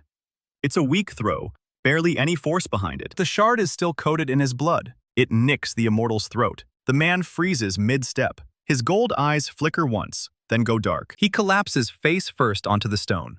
3 immortals down.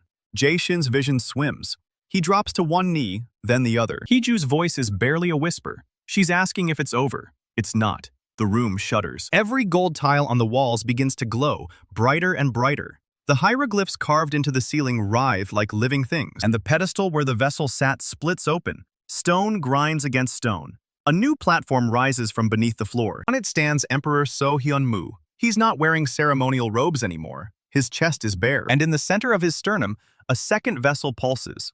This one's smaller, the size of a fist. But the light inside it is pure white, not gold. It beats in perfect sync with his heart. Jae-shin stares at it and understands. The big one was just a decoy. The real vessel was inside the Emperor the whole time. So-hyun-moo smiles. He says he's been waiting for someone strong enough to break the outer shell. The first vessel was a filter, he explains. It absorbed the poison of every assassination attempt for 200 years. But it couldn't hold forever. Sooner or later, someone would shatter it. When that happened, the second vessel would activate. And the second vessel doesn't just purify, it consumes. Jae-shin's fingers twitch. He's trying to summon his power. Nothing comes. The second vessel's light fills the room, and his poison feels thin as water. Heeju drags herself upright against the wall. Her gold eyes are dim, but they're fixed on the Emperor. She asks if he killed her family. So-hyun-moo doesn't even look at her. He says her family was collateral. The phoenix flower bond required a sacrifice of blood, and her bloodline was compatible. That's all they were. Heeju's jaw tightens. She reaches for the eclipse blade tucked into her belt.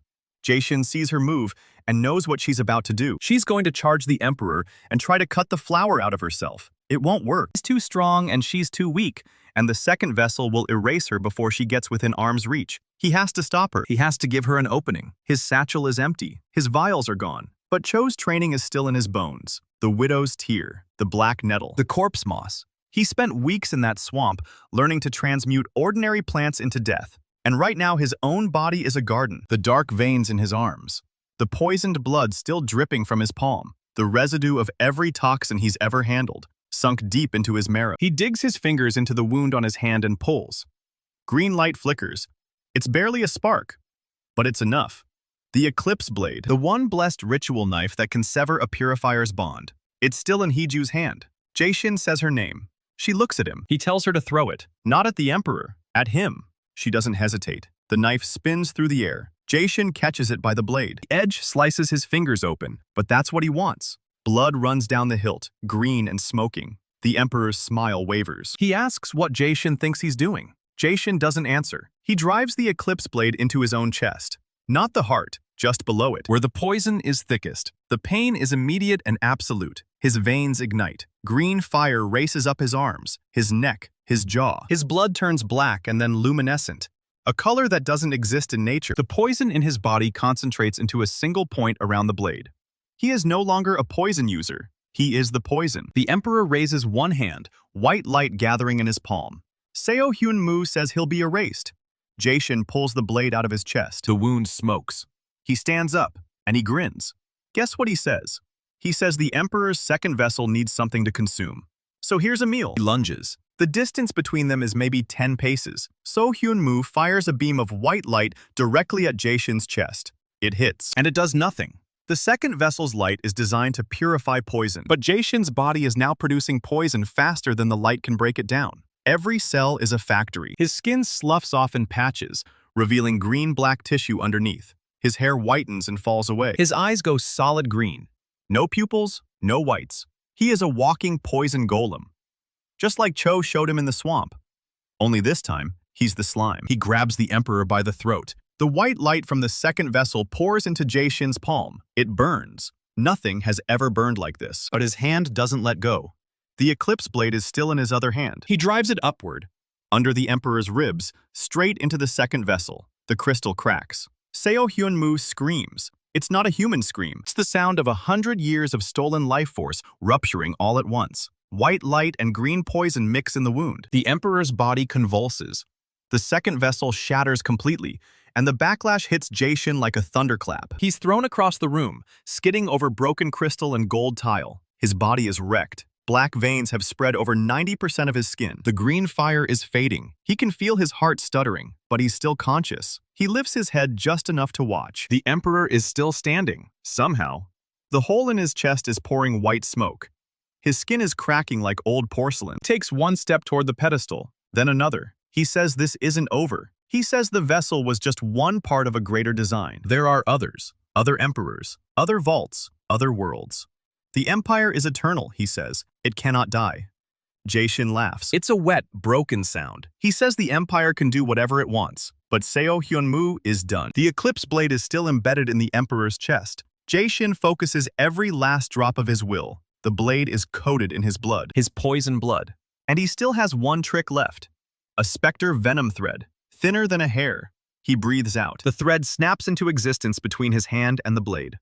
A gray line, barely visible. He pulls. The blade twists inside the Emperor's wound. Seo-hyun-moo's eyes go wide. The crack in the second vessel spreads to his throat, his jaw, his forehead. Light pours out of every seam. And then he comes apart. Not like a body, like a statue made of salt. His flesh dissolves into white dust. His bones crumble. His crown hits the floor and rolls to a stop against Jae-shin's knee. The room goes silent. The hieroglyphs on the ceiling stop moving. Gold tiles dim to a dull brown. Hee-ju is still propped against the wall. She's breathing. Barely, but she's alive. The Phoenix flower bond is broken. Jae-shin can see it. The scar on her chest has faded to a pale white line. She's free. He closes his eyes. Just for a second. The Emperor's last words echo in his head. Other worlds, other emperors, a greater design. He opens his eyes again and looks at the shattered remains of the second vessel. The white dust is moving. Tiny particles, swirling together, forming a shape, not a body, a sigil, a mark he's never seen before. It pulses once with black light, and then it speaks, not in a voice, in a feeling, a promise. It says the contract is broken. It says the debt must be paid. It says the plague is now unbound. Somewhere above them, in the palace gardens, the soil turns black. Somewhere in the city, a child coughs and green froth bubbles on her lips. Somewhere in the Empire, the first town begins to die. Jae-shin stares at the sigil. He just killed the Emperor. He just won, and the world is about to pay for it. The sigil fades. The room goes dark. And our boy is still bleeding out on the floor. Hee-ju crawls toward him. She's asking if he can move. He can't. She tells him the palace is unsealing. She can hear soldiers in the halls. She says they have maybe 10 minutes before the guards find this room. Jae-shin looks at her. He tells her to go. He tells her again. She says she didn't come this far to leave him behind. She hauls him up, one arm over her shoulder. They stumble toward the corridor. Behind them, the black soil is spreading through the cracks in the stone. It follows them like a shadow. And somewhere far away, in a land Jae-shin has never seen, something ancient lifts its head and opens its eyes.